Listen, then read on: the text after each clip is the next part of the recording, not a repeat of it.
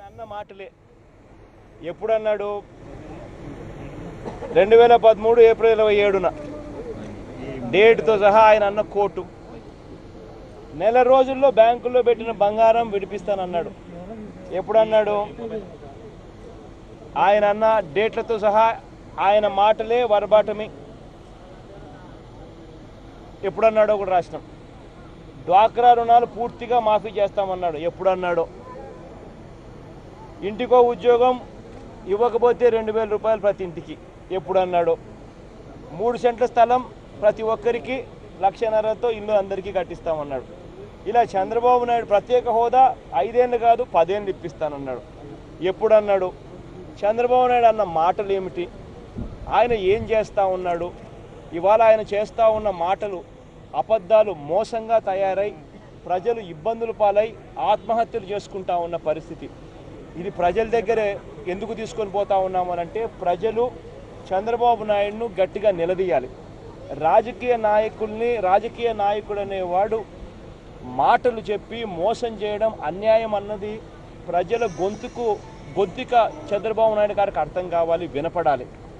అబద్ధాలు చెప్పి రాజకీయ నాయకుడు మోసం చేసినాడు అని అంటే ప్రజలు నిలదీస్తారు అన్నది చంద్రబాబు నాయుడు గారికి అర్థం కావాలి. ఏ రాజకీయ నాయకుడైనా కూడా ఇది చేయకూడదు, ప్రజలను మోసం చేసే కార్యక్రమం జరగకూడదు, అబద్ధాలు చెప్పకూడదు, అబద్ధాలు చెప్పి మోసం చేయకూడదు అన్నది ఈ రాజకీయ వ్యవస్థలో మార్పు తీసుకొని రావాలి. ఈ రాజకీయ వ్యవస్థలో మార్పు రావాలంటే ప్రజలు చంద్రబాబు నాయుడు గారిని గట్టిగా నిలదీయాలి. ఎన్నికలప్పుడు ఎందుకు ఈ మాదిరిగా అబద్ధాలు చెప్పావు, ఇవాళ ఎందుకు చేయడం లేదు అని చెప్పి ప్రజలు నిలదీయాలి. ఇలా చంద్రబాబు నాయుడు గారిని ప్రజలు నిలదీయకపోతే రేపొద్దున ఇదే చంద్రబాబు నాయుడు గారి మోసం ఇంత అంతా ఉండదు. రేపొద్దున ఈ మోసాలు ఇంతటితో ఆగిపోవు.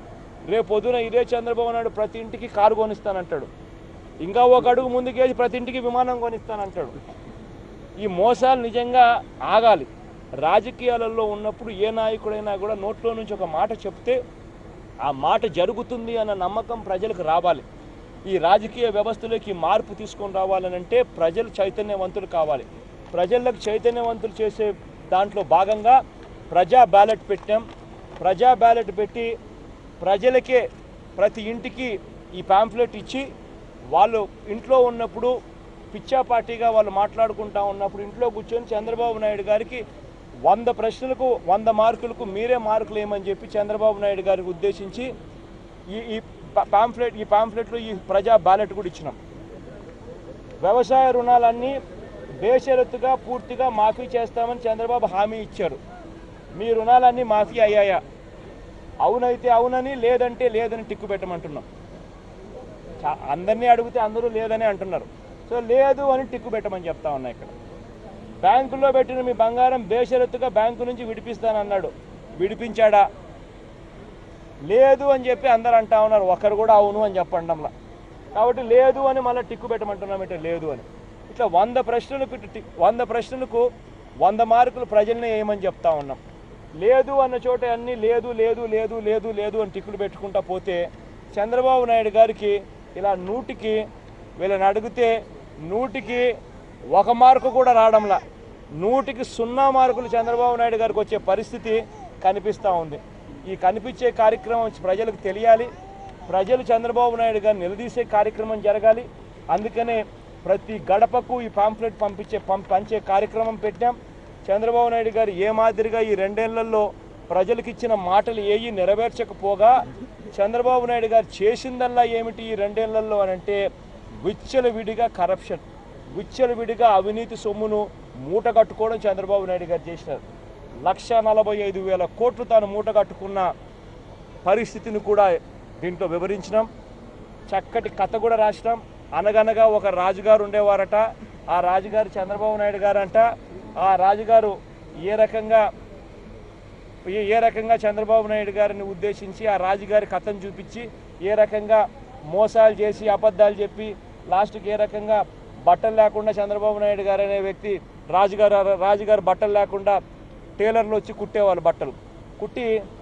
బట్టలు చాలా బాగుంటాయి, దీంట్లో రత్నాలు ఉంటాయి, దీంట్లో వజ్రాలు ఉంటాయి, మీ పరిపాలన చాలా బాగుంది అని చెప్పారంట.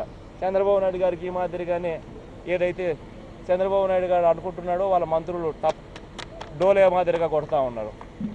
లాస్ట్కి మళ్ళీ ప్రజల దగ్గరికి వెళ్ళినప్పుడు ప్రజలు రాజుగారిని చూసి అయ్యా రాజుగారు నీకు బట్టలు లేవయా అని చెప్పి నవ్వినారంట.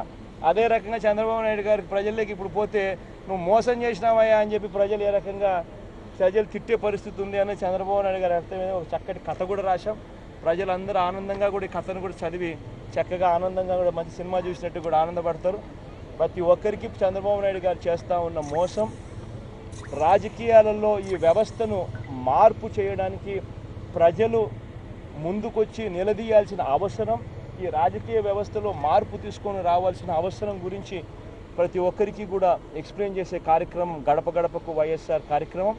ఇది రాష్ట్ర వ్యాప్తంగా ప్రతి ఇంటికి తిరిగి 6 నెలల కాలంలో ప్రతి ఇంటికి ఈ కార్యక్రమం చేర్చే కార్యక్రమం ప్రతి ఒక్కళ్ళం కూడా చేసే బాధ్యత తీసుకున్నాం.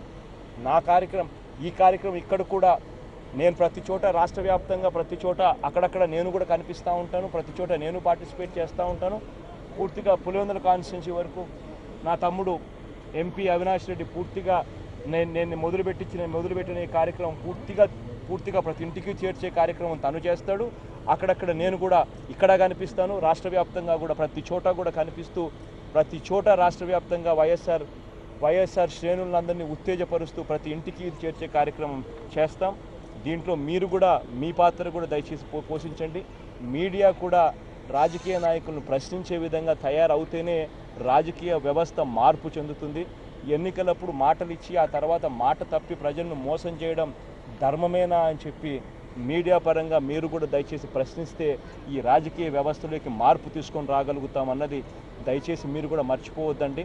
నిజంగా ఈ ప్రశ్నించే కార్యక్రమం, నిలదీసే కార్యక్రమం గట్టిగా జరగాలి అని చెప్పి మీరు కూడా మీ వంతు సహాయ సహకారాలు కూడా అందించవలసిందిగా సభనీయంగా మీతో కూడా ప్రార్థిస్తున్నాం. Thank you.